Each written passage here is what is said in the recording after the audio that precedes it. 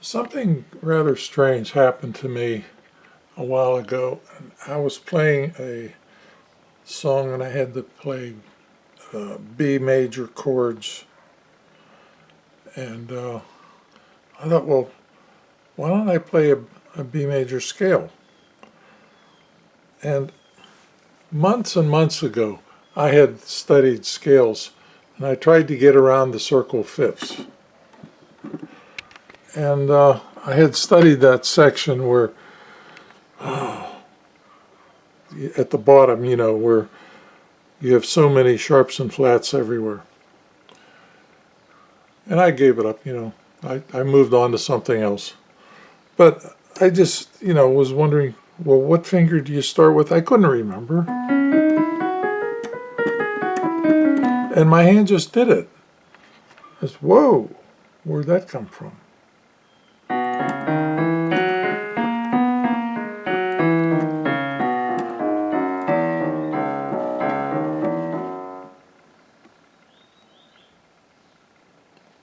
So what finger do you start with? I think it's one.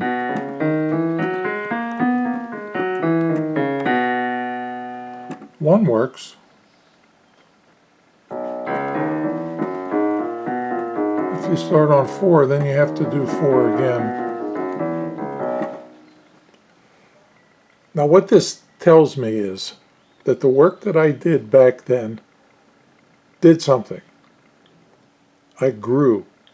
New brain cells absorbed the B major scale that I had learned. And I thought, well, what does a C major scale do?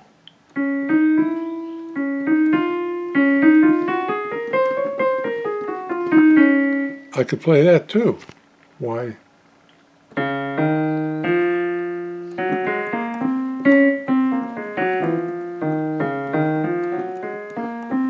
Not too well, but I could do it. C major, B,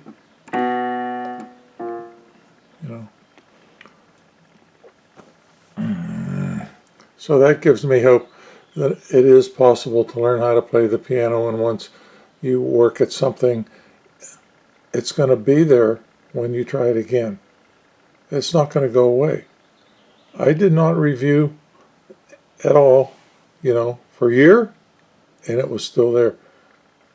So when you learn something with music, it stays. And this is B3 of Toccatina. I wanted to try out this camera and listen to my voice on it to see if it's any better than the other one. Now B3 has the third finger of the left hand on B below middle C. And the right hand has 4 on B natural, so it's a B major chord. D sharp, F sharp, and B. The pattern is 3 notes in the right hand and 2 in the left. Not every other one, but the pattern of the rhythm of the song. Dut, dut, dut, dut, dut, dut. And the 2 measures repeat. So it's B major, and then it's B flat major. And then it's back up to B major again.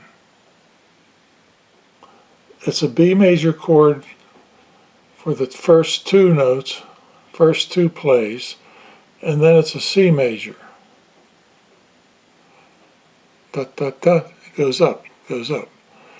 The left hand goes up at first, 3 to 1, and then you change to 2 to 1, and then it goes down half step, 2 to 3, 2 to 3, and that's B3. 4 measures at the top of page 2.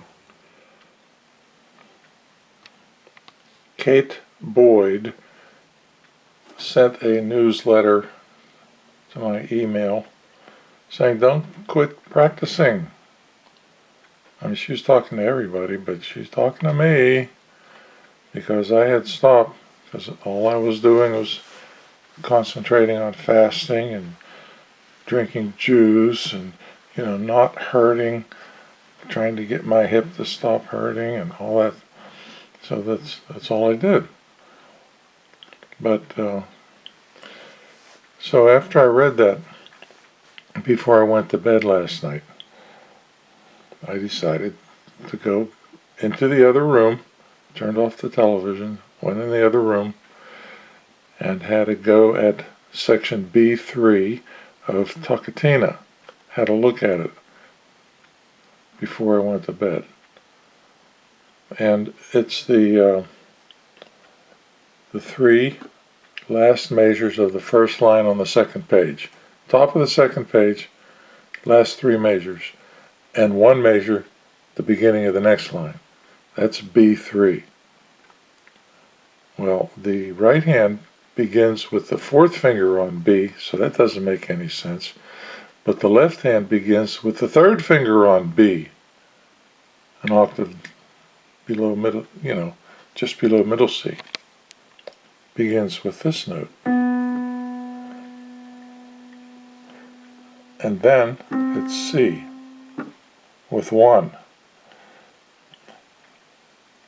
The pattern of those four measures is that the first two repeat and the second two repeat. They're both alike. So that happens again, but it's done with the second finger. So the second time you play it, you use the second finger. The first time you play it, use the third finger because it's B3. 1 and 2 and 1 and 2 and then it goes down to B flat for the third and fourth measures. And the A is played. And that's B3 left hand.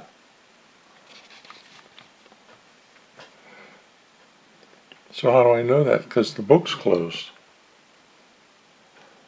Well, before I got up this morning, I was laying in bed and I was reviewing it in my head. I said that the first note is a B with the fourth finger, the right hand, and that's a B major. It's a B major chord, but it's played in the first inversion. So it's D sharp, F sharp, and B.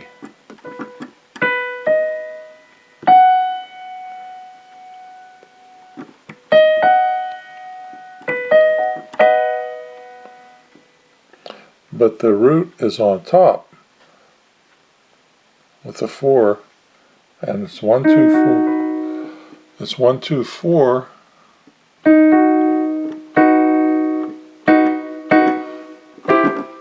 And you go up a half a step to C major. So the first half is B major, C major.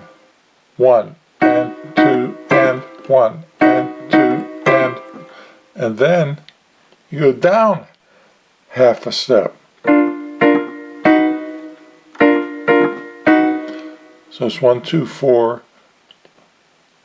B flat major. Then you go back up to 1, 2, 5 with B major. And that's B3.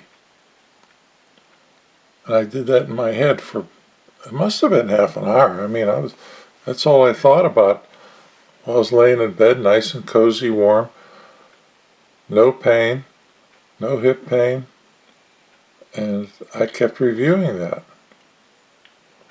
over and over. My wife told me a story about a concert pianist who was imprisoned during the war in Germany. Guess where, and who. Anyway, he would review his music that he knew, his repertory, in his head. That's what he did. to stay alive. He reviewed his music, and I heard a story from a different place, I don't know where. A concert pianist was on a train, and he would review what he was going to play when he arrived at the concert location. But he would review it in his head while he was in the train. So that's what I did. I practiced the piano in my head before I got out of bed. I looked at it before I went to bed, and then I reviewed it before I got out of bed while I was in bed. And now I'm playing around with the sound on the video camera to see if it's better, and if I don't have to equalize it with the software. And I came up here first thing in the morning before I did anything. No coffee or anything, just straight to the piano after the bathroom. And